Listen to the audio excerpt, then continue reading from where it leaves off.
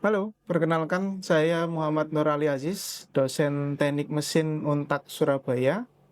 Spesialisasi saya di bidang manufaktur. Salah satu mata kuliah yang saya ampu di bidang ini adalah Teknik Pemesinan CNC.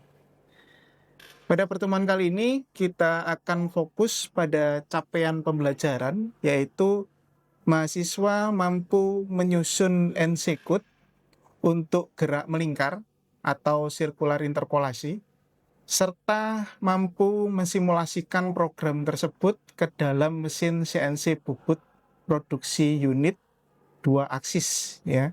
Dalam hal ini sumbu X sama sumbu Z. Dan kita nanti akan menggunakan software Swansoft. Sebelumnya saya sudah memberikan tugas membuat program gerak melingkar 90 derajat. Jadi saya mengingatkan kembali, penilaian dari tugas ini menggunakan rubrik yang mencakup struktur pembuatan NC code-nya. Jadi asesmen ini telah disusun berdasarkan kaidah-kaidah penilaian, mulai dari perencanaan, pelaksanaan, sampai dengan evaluasi. Jadi melalui video ini, saya akan memberikan umpan balik agar kalian bisa memahami apa saja yang sudah baik dan apa yang masih perlu diperbaiki. Mari kita simak cuplikan video berikut ini. Teman-teman sudah membuat tugas semua ya, tentunya ya. Nah, di sini contohnya kan seperti ini kemarin. Ya. Jadi ini diameternya 110. Ini panjangnya 70. Ini ada keterangannya, tipe toolnya dan lain sebagainya. Jadi coba kita breakdown satu persatu. Yang pertama di sini. Ini baris pertama, kelihatan ya? Jadi di baris pertama ini O7703. Ini adalah penamaan filenya. Ya. Lalu di dalam kurung ini tidak dibaca sama mesin. Jadi bebas. Ya, jadi bebas. Lalu G28U0W0. Artinya mesin ini kembali ke titik referensinya. Gitu ya. Jadi ada dua titik referensi. Kalau masih ingat teman-teman, ada titik referensi mesin sama titik referensi benda kerja. Ini kembali ke titik referensi mesin. Ya. Kalau titik referensi benda kerja posisinya di sini. Kalau titik referensi mesin dia menjauh di ujung biasanya gitu. Lalu ada G99. G99 ini mengganti atau mengkonversikan kecepatan makannya dari milimeter per menit menjadi milimeter per putaran. Ya. Ini G99. Lalu ada M5, ada M9. M5 mematikan spindle, M9 mematikan coolant-nya. Artinya 3 atau 4 blok ini untuk safety block, untuk keamanan. Ya, supaya aman, jadi di setting awal itu seperti ini. Gitu. Lalu masuk ke program, ya. Dimulai dari T0101. Tool nomor 1, offset nomor 1. Ya, toolnya nomor 1. Kalau diganti tool berarti toolnya nanti nomor 2, nomor 3 dan seterusnya. Lalu G54. G54 ini titik referensi benda kerjanya. Posisinya di sini. Ya, titik referensi benda kerjanya. Lalu G97 putaran konstan dengan S350. S350 dari sini. Atau putaran spindle-nya. Ya, kalau di sini ditulis N, di sini ditulis S kalau di program. Lalu M4. M4 ini apa? Putaran spindle. Jadi kalau masih ingat kemarin ada putaran spindle berlawanan, ada yang searah. Ya, kalau M3 itu CW, M4 CCW. gitu. Jadi yang ini adalah CCW M4. Jadi putarannya itu berlawanan. Lalu di sini G0 Z20 dan G0 X110. Artinya benda kerja yang awalnya di titik referensi mesin, dia bergerak ke Z20. Z itu kan panjang ya, dengan X110, diameter 110. Diameter 110 karena benda kerjanya 110, Z-nya 20 ya. Titik nol kan di sini, betul ya? Nah, kalau 20 berarti dia agak geser ke kanan. Karena kalau ke kiri berarti minus. Ya, betul ya? Kalau ke kanan dia plus. Berarti 20 posisinya di sini dia. Kemungkinan kurang lebihnya di sini. Lalu G1 X111 ya. Berarti dia agak sedikit naik diameternya. Lalu Z berapa ini? Z2 ya, Z2 dari 20 dia ke Z2 berarti dia lebih mendekat lagi. Lalu F-nya 2, F ini feeding, kecepatan makannya. Lalu M8 ini mengaktifkan coolant-nya. Ya, tadi dimatikan. Lalu di sini diaktifkan kembali. Tadi untuk safety block. Seperti itu. Oke, dia intinya di posisi seperti ini dia mendekati benda kerja. Lalu masuk ke G71. G71 ini roughing, pembubutan kasar. Ya, G71 untuk proses roughing memanjang. Kalau masih ingat ada G71, ada G72. Kalau untuk yang facing itu G72. Kalau memanjang G71. Nah, kalau 71 selalu diiringi atau dibarengi dengan U0U ya. U0,6. U ini apa? U ini depth of cut-nya, kedalaman pemotongan. Ya. Kedalaman pemotongan. Itu 0,6. Lalu retract-nya 0,5. Jadi setelah dia masuk ke dalam, dia kembali naik lagi itu 0,5. Gitu ya. Lalu F-nya feedingnya 0,3. Nah, lalu di bawah lagi G71 P-nya 200, artinya dimulai dari mana 200 ini? Dimulai dari N200. Jadi kalau P-nya 200, N yang di bawah ini harus 200. Sampai mana? Sampai dengan Q400, artinya sampai dengan N400 ini. Ya. Ini adalah subprogram atau anak program. Jadi program hanya membaca di G71, P200, Q400, dia membaca keseluruhan anak programnya ini. Ya, jadi dia membaca keseluruhan anak program ini. Nah, sekarang kita masuk ke U0,2. U ini aluan untuk finishing. Ya, jadi ada finishingnya. Pas waktu selesai semua di finishing disisakan U-nya 0,2. Gitu. Lalu masuk ke subprogram ya N200 G1 X32. Dari mana X32? Nah, ini kan diameternya 40. Ya, diameternya 40. Ini R-nya 4. Ini R-nya 4. Berarti 4 tambah 4 8. Ya, ini 40 berarti berapa? 32. Benar enggak tugasnya itu? Benar ya? Nah. X-nya 32. Lalu Z-nya berapa? Z-nya karena memang masih awal, maka Z-nya masih di sini. Z-nya 0. Ya, Z-nya 0. Lalu ini kan ada hurufnya ya, A, B, C, D, E, F ya. Ini masih A. Jadi N200 sama G1Z0 ini masih 200.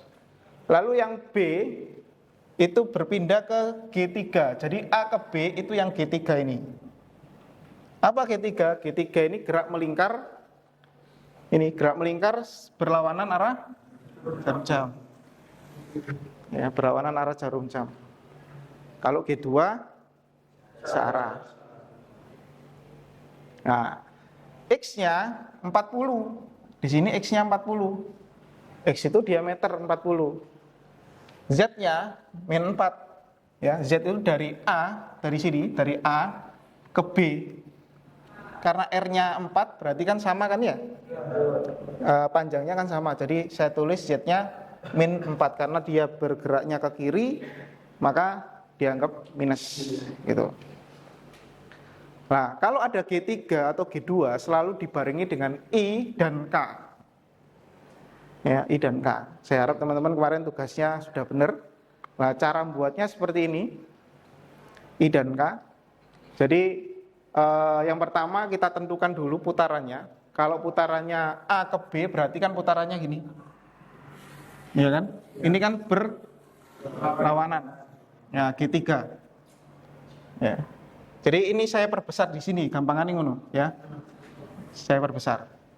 Lalu di sini ada SP, kita tentukan SP start point, lalu EP end point, sama CR center radiusnya. Ya. Nah, sama R. Ya, itu yang kedua. Yang ketiga, kita tentukan I dan K-nya.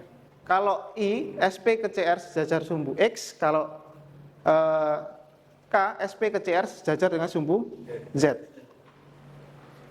Maka kalau K sudah pasti ada ukurannya. Kalau I, 0, karena dia sejajar dengan sumbu Z-nya. Jadi dia nggak ada nilainya, jadi 0. Ya. Maka ditulis di sini I-nya 0, K-nya min R. Karena R-nya sudah diketahui di sini, maka ditulis min 4. Itu. Nah, ini ada A dan B, sama dengan D dan E juga sama. Cara menghitungnya seperti itu. Ya. Nah, yang lain juga sama ini. Jadi di sini ada Z min 20. Ini kan tadi yang B ya, terus yang C. Ini yang C. Yang C itu ini. Di sini Z min 20. Z itu berarti apa? Panjang kan ya? Nah, ini 20. Lalu G1X88. Ya, X-nya itu apa? Berarti diameter. D-nya ini. Kok bisa 88? Ya dikurangi, ini berapa ini? 100 dikurangi ini 6, ini 6. Berapa? 12. Dikurangi 12 berarti 88. Lalu G3 lagi yang ini, ya. Lalu G1 Z min 40. Ini berarti yang terakhir yang F-nya ini. Terus N400 G1 X111. Jadi dia pembebasan. Ya, pembebasan. Lalu G70 P200 Q400 dia kembali lagi ke sini. Untuk apa? Untuk finishing. Jadi G70 untuk finishingnya. Sebesar apa? Sebesar 0,1. Lalu pembebasan G1 X11 Z2 F2, lalu M5 mematikan spindle, mematikan coolant, lalu G28 U0 W0 kembali lagi ke titik referensi mesin, lalu M30 programnya berakhir, selesai. Nah, saya harap teman-teman kemarin benar kayak gini ya. Oke, terkait tugas ini ada yang mau ditanyakan? Itu Pak, bagaimana cara menentukan kecepatan potong atau cutting speed misal material benda kerjanya menggunakan baja ST37 ataupun material yang lainnya Pak? Oh, yang ini ya, ST atau ST37 atau ST yang lain gitu ya. Kita menentukan putaran spindle itu kan ada rumusnya. Jadi rumusnya kan N 1000 dikali cutting speed dibagi pi kali diameter kan gini ya. Nah, Eh, material benda kerjanya kalau yang ini kan sudah ditentukan. Entah itu ST60, entah itu ST37 ya dan seterusnya, itu ada tabelnya sendiri. Ada tabel yang menentukan cutting speed-nya. Jadi tabelnya itu tabel kecepatan potong namanya. Nah, kebetulan di sini sudah diketahui nih cutting speed-nya 120. Maka kita tinggal masukkan aja di sini 1000 dikali cutting speed-nya di sini 120, lalu dibagi pi-nya 3,14 dikali diameternya 110. Berapa? Coba dihitung. Bener nggak kira-kira? Harusnya 350 harusnya. Kurang lebihnya ya, mungkin kalau berbeda mungkin pembulatan. Benar ya? Nah, dari N-nya itu 350 RPM. Putaran spindlenya ya. Seperti itu. Oke, ada lagi? Cukup ya? Nah, setelah itu kita masukkan ke dalam program ini, kita masukkan ke mesinnya. Nah, mesinnya ini. Nah, ini kita coba untuk memasukkan program tadi ke dalam mesin ini.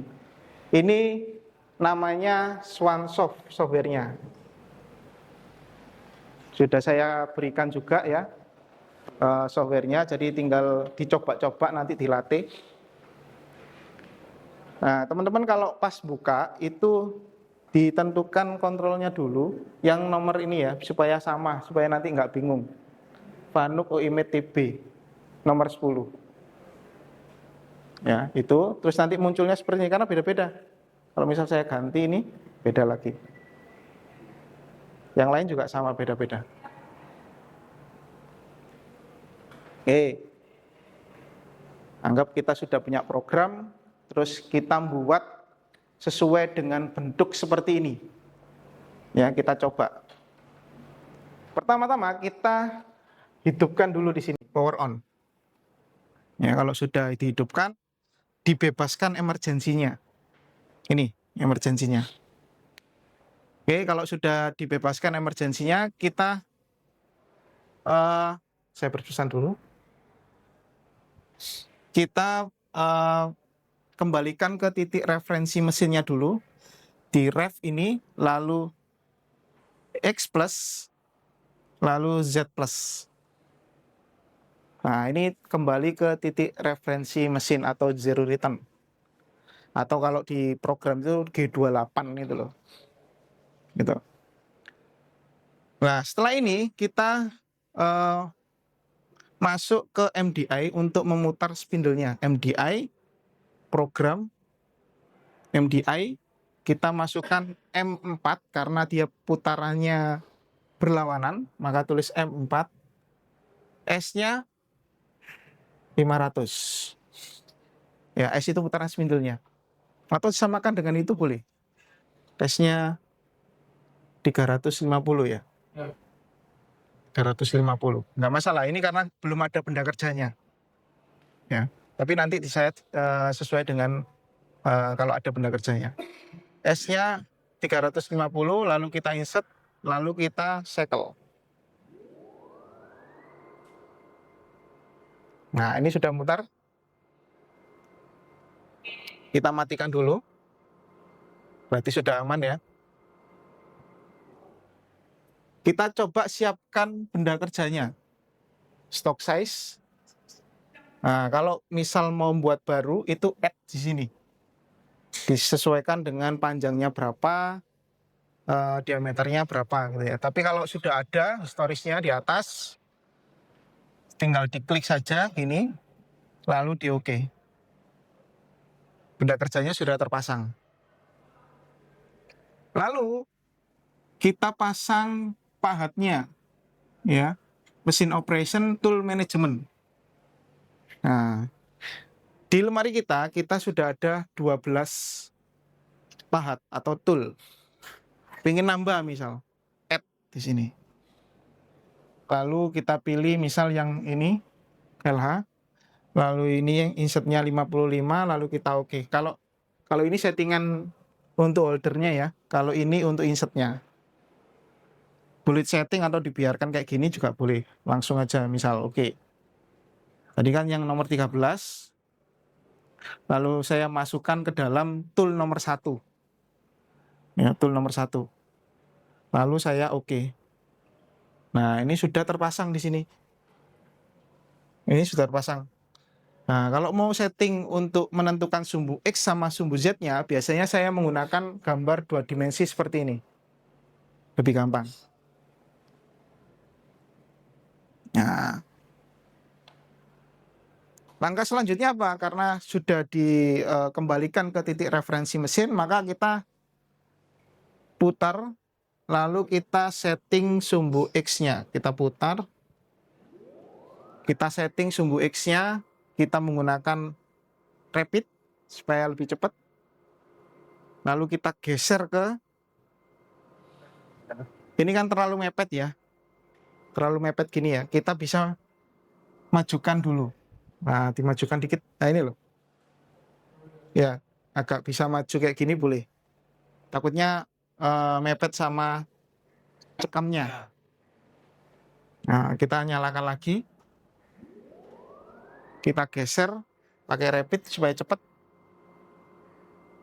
Sorry, drive-nya dihilangi dulu. Kita sentuhkan ke X-nya. X-nya itu adalah dia diameternya. Nah, ini sudah. Lalu kita turunkan. Kita sayatkan sedikit sampai kelihatan tersayat. Nah, cukup.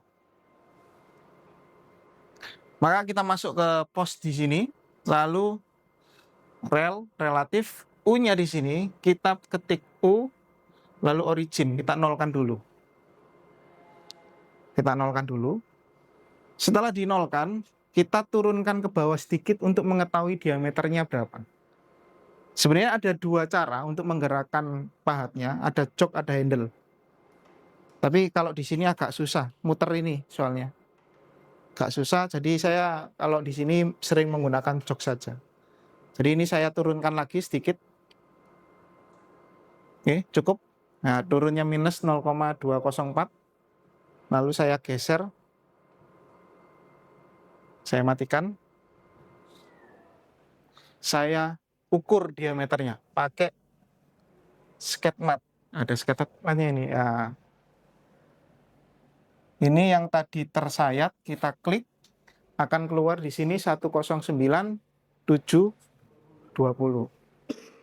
Jadi ini sisa dari yang tersayat tadi. Nah, itu yang kita masukkan ke dalam program kita.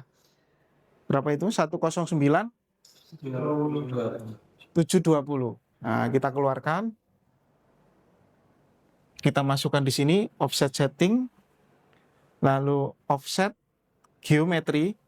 Nah, kita masukkan di sini X 109.720.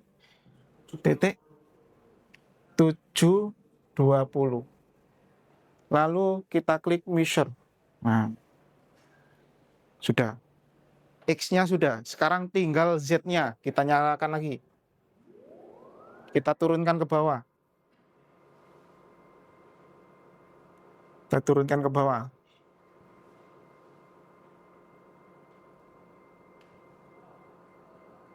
Kita sayatkan juga sedikit.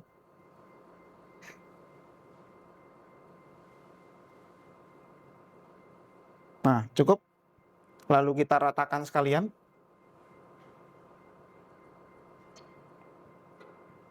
Oke, cukup. Kita matikan. Kita masuk ke offset setting ini. Kalau tadi masuknya ke geometri untuk setting, sekarang kita masuknya untuk Z-nya masuk ke work, lalu ke G54. Ya. Kita turunkan. Kita ketik di sini Z. No. Lalu measure. Sudah.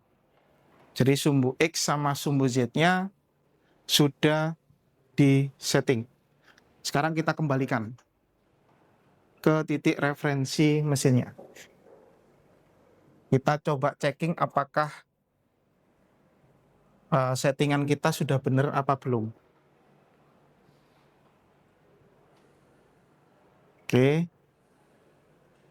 kita coba nyalakan lagi. Kita setting ya, kita checking lah istilahnya, kita cek apakah program kita sudah benar. Itu masuk ke MDI, program MDI, kita ketik di sini T0101 tool nomor 1 G54 lalu G1, X-nya tadi berapa? 110 ya diameternya. Lalu Z-nya kita buat 5, karena kalau Z0 itu posisinya di sini. Di sini ya. Kalau 5 berarti dia agak ke kanan ya. Plus 5 kan. Nah, supaya nggak nabrak, maka saya buat Z5. Lalu F-nya, feeding-nya F2, kita buat 2 mili per putaran. Oke, sekarang kita insert, lalu kita cycle. Nah, harusnya seperti ini. Berarti ini sudah benar. Nah, ya ada keterangannya 5. Ini sudah benar. Settingan kita sudah benar. Nah, ini settingan kita sudah benar. Ada cara yang lebih aman sebenarnya selain ini. Jadi tidak perlu kita putar tekamnya, spindle-nya. Jadi tadi kan kita masukinnya panjang ya. Kalau pengen lebih mudah, itu cuma masukinnya jadi MDI, program MDI, kita ketik di sini T0101 G54, sudah. Insert, lalu cycle. Lalu kita masuk ke pos, ke all ini. Nah, kita sesuaikan ya. Ini kan sudah pas ini. 110 untuk diameternya, 5 untuk panjang di sini. Ya, jadi biasanya itu digerakkan pahatnya gini. Kalau dia sudah mendekati X-nya 110 berarti sudah benar. Kalau dia X-nya 0, mendekati di sini 0, berarti dia sudah benar. Gitu. Biasanya dikasih kertas di atasnya gitu untuk ya nggak diputar seperti ini. Ini cara yang lebih aman. Nah, setelah ini apa? Setelah ini kita masukkan programnya, ya, edit program, dir. Nah, ini lalu di open. Nah, sudah masuk di sini. Nah, kalau sudah masuk di sini, kita tutup pintunya, karena kalau nggak ditutup nggak bisa jalan. Baru kita auto, ini startnya ya. Lalu cek di sini, ya, kita percepat aja supaya cepat selesai. Lalu di cycle start. Nah, ini proses. Nggak kelihatan, kalau mau dibuka, kalau sudah kayak gini bisa dibuka.